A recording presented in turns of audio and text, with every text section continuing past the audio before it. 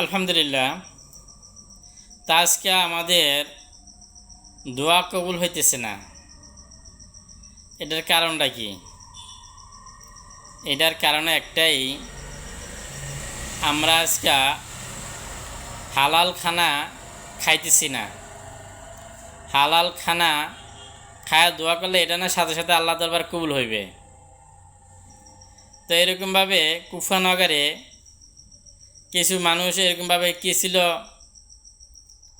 হালাল মাল খাইতো, আল্লাহর ইবাদত করতো, তারা যেই দোয়া করতো সাথে সাথে কবুল হয়ে যেত। তো এরকমভাবে মানুষের বিরুদ্ধে যদি বরদোয়া করতো ওটা কবুল হয়ে যেত। তা বাদশাহ সাজ্জাদ তাদেরকে কী করলো, দাওয়াত দিল, দাওয়াত দিয়ে আইনা খাওয়াইলো।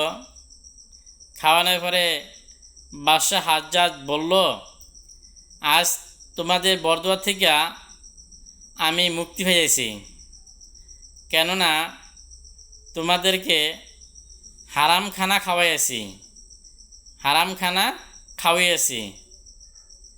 তো এই জন্যে হারাম খায়া ইবাদত করলে, দোয়া করলে ওইটা আল্লাহ কবুল করে না। আল্লাহ পবিত্র, আল্লাহ চায়ও পবিত্র জিনিস গ্রহণ করো, হারাম থেকে বেঁচে থাকো। কিন্তু আজকে আমাদের হালাল খানা আমরা কিভাবে খাইব? আমি সুদ খাই না, আমার ভাই খায়, আমার ভাই খায় না, আমার বাপে খায়। এক বিভিন্ন একদিকে সুদ চলে আইছে, গরমতে ঢুকে গেছে গা। হ্যাঁ, সুদের ফের টাকা লইয়া কত কিছু করে বাড়িতে।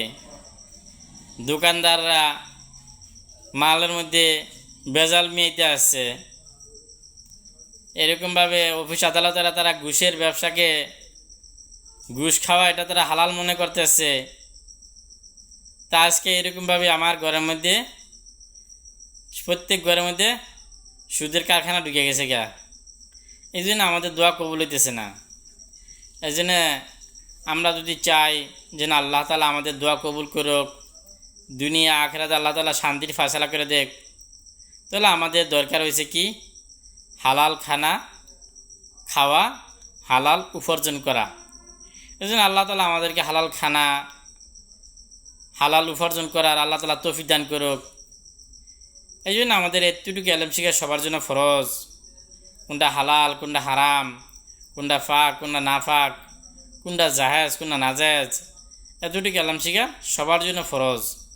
এই জন্য আল্লাহ তাআলা আমাদেরকে ফরজ আদায় করার মতন তৌফিক দান করুক। আমিন। ওয়া আখিরু দাওয়ানা আলহামদুলিল্লাহি রাব্বিল আলামিন।